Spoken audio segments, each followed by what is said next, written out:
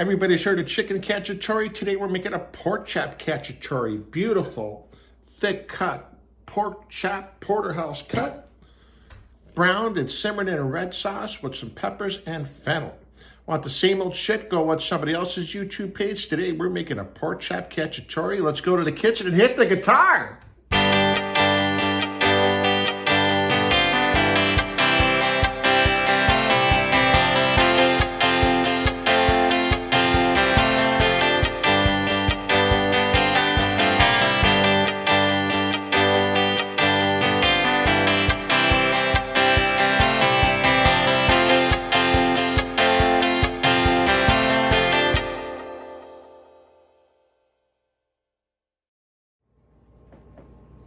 Pork chop cacciatore, my little play on a classic hunter's stew. The cacciatore traditionally with rabbit, Americanized with chicken. Today we're going to do it with this amazing thick cut pork chop. Look at that thing, it's about an inch and a half thick. It is just gorgeous. Just like you'd have a porterhouse steak, porterhouse pork chop with the sirloin and the tenderloin here. So we're going to do it like that. This is a great dish for the holidays, a great dish for a crowd. You can certainly cut some boneless pork chops. Put it together like that. This will hold really, really well. The time is in the cooking. It's going to come together really, really quickly. Just a matter of putting it together. So we've got our little pork chop here, just a little bit of vegetable oil. Gonna really go generous with our little pepper blend here. Some table salt.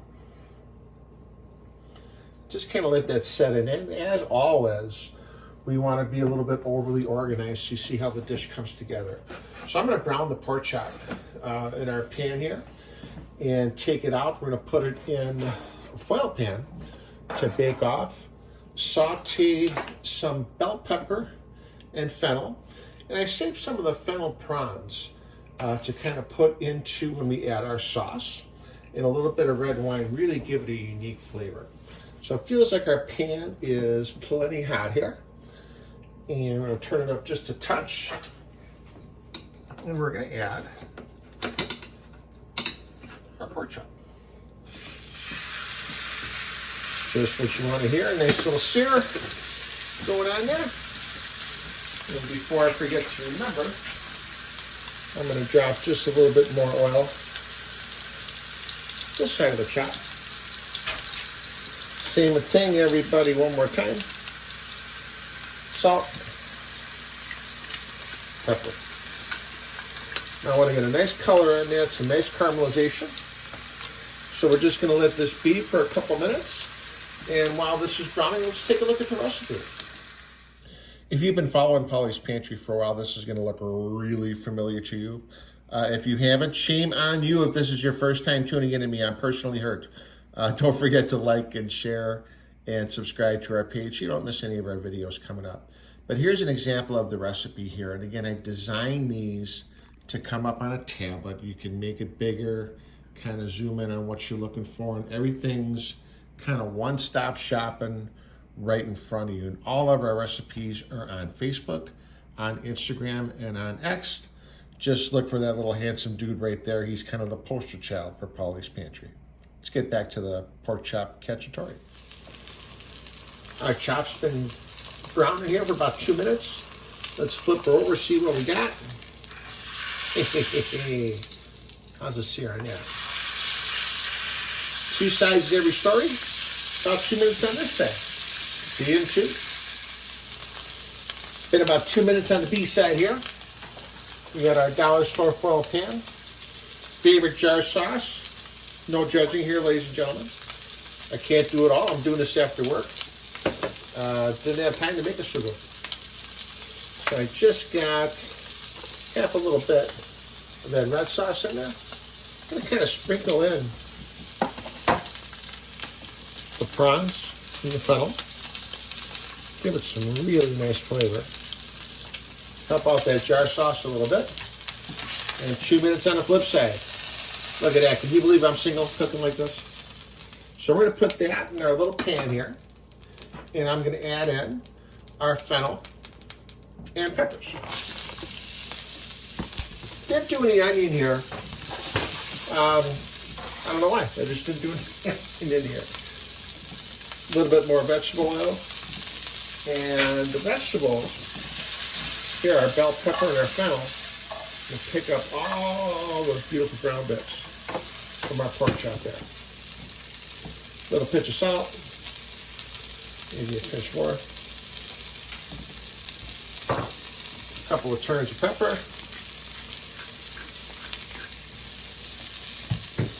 And what the hell? You only live once. You put a little bit of pepper flake in there. A couple of peppercorns wouldn't hurt. Spice it up a little bit. Give it some really nice flavor. And just a little bit of a turn there. And today, if you follow my page, you know we live large here with these little shorty wines. I got a little red wine here.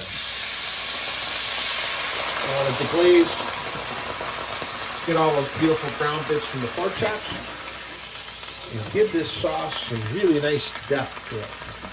If you caught our Sugu video, we reduced in a white wine to kind of give it some aromatics and give it some flavor. If you caught our pepper steak video, which was really, really popular, where we made like an Italian style beef bourguignon, we reduced in a red wine to give it some really, really nice depth and a really rich sauce. So we're just gonna let this reduce real quickly here. Just give her a minute. It smells great for a $2 Cabernet. Thank you, Ernie and Julio. I'm gonna turn it down just a touch. And I just want to warm up this red sauce. Just kind of get it incorporated a little bit. And then we're going to pour this over the chop, cover it up, and bake it at least an hour in a 300-degree oven as I make a mess here. Nice and low, nice and slow. Let everything come together. And just like if you caught our other videos there, you know what? No streakies. No streaks, just real nice and incorporated and all together. Certainly mushrooms would go well in here. Some different onion would go well in here. Some parsnip, celery, carrot would be excellent. Give a little bit more of a savory take to it. Making this real simple here, as I try to do with most of my dishes. Then you guys can take them, make them how you want them. And then just like this. Right over the top. Ta-da. And again, there's our chop. I got just a piece of wax paper here. Cover this up nice and tight.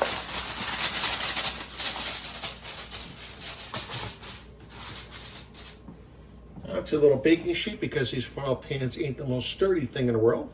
Kind of unstable like me. And into our 300-degree oven. See you in an hour. So it's been about an hour and 15 minutes at 300 degrees. Let's see what our pork chop looks like. Again, anytime I work with these foil pans, I have to keep them on a cookie sheet. Makes your life a little easier. Particularly when you get liquid in here, these things can be a little flimsy at times. Beautiful, smells ridiculous. Really, really good. Look at that.